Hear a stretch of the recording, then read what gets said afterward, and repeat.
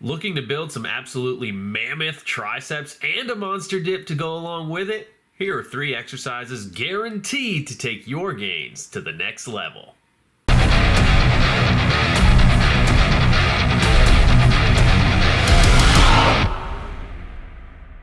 What's up, guys? Enkiri here, and today we're going to talk about building a massive dip. And so far in this series, we've covered how to build some of my all-time favorite exercises, just using a few handy little assistance movements. We've covered the squat, we've covered the strict overhead press, the vertical jump, and the pull-up. And in this edition, it is time to put the spotlight on the weighted dip.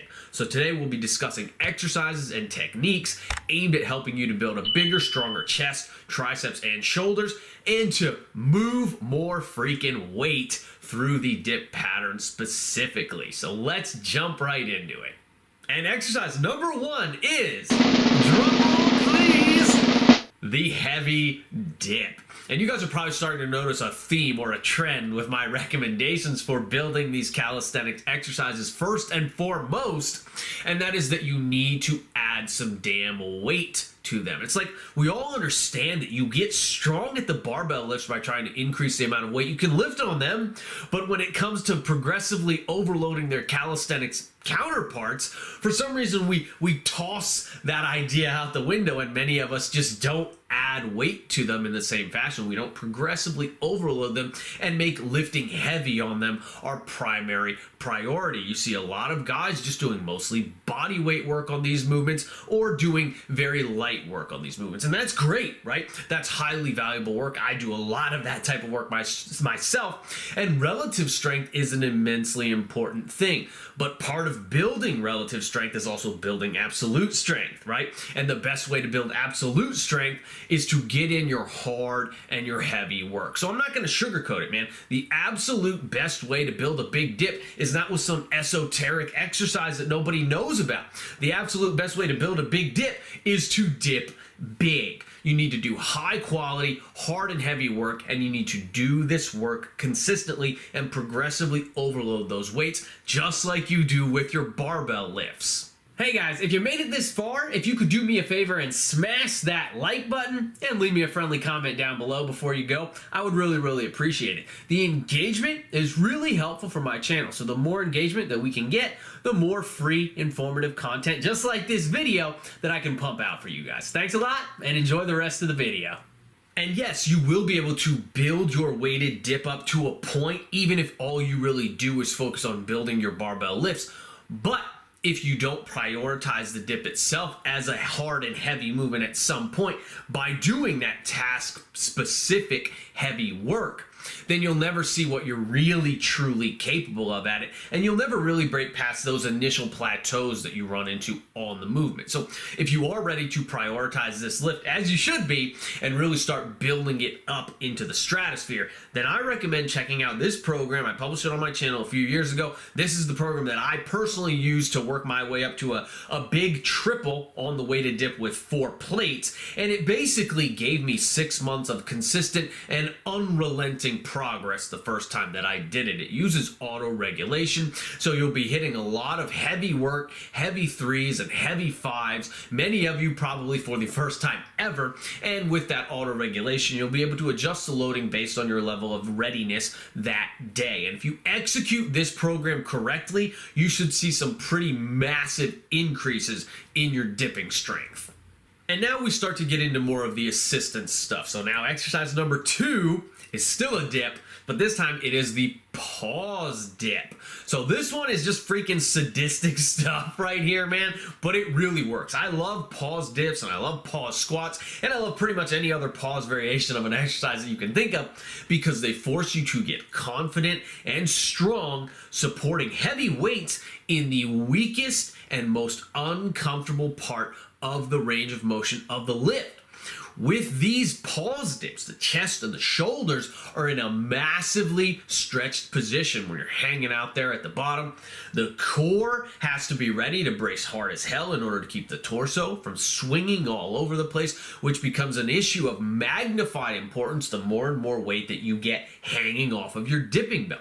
If your body gets thrown just a little bit out of line when the weight hanging off of you is heavy, then that lift is most likely going to be lost. It's just a really hard thing to recover from, in my experience. And again, this issue becomes amplified the greater and greater that the external load becomes relative to your own body weight. The external load starts to own you rather than you owning it if you don't make a concerted effort to stay in great control of it. So the margins just get progressively smaller and smaller as the weighted dips get heavier and heavier. And so pausing in that deepest part of the dip, it really just teaches you how to stay tight and stable and own the weight, stay in control of the weight, and it builds a level of strength and confidence. It's really just hard to obtain elsewhere. Most people are scared of being in the hole of the squat. They're scared of being in the hole of the dip, point blank, right? So these pause lifts are a good way of overcoming that fear, because now instead of just dipping your toes into that zone for half of a second at a time, you are forcing yourself to live there, right? For 3 or 4 or 5 seconds at a time. Seconds which feel like small eternities when you're under load. I swear time actually becomes distorted and slows down to a screeching halt at the bottom of a pause dip or the bottom of a pause squat. So now though, instead of hitting the hole for cumulatively maybe 10 or 15 seconds over the course of an entire dip workout, once you start using these pause dips, you're going to have the opportunity to spend 60 or 90 or 120 seconds in that zone instead, cumulatively over the course of your workout. You are going to learn to live there and to love living there. You're going to get comfortable and confident, and you're going to build massive power out of the weakest part of the movement. And by doing this, that massive power through the weakest part of the movement is going to carry you through to a smooth and strong lockout at the top of the rep. So do your pause dips, right?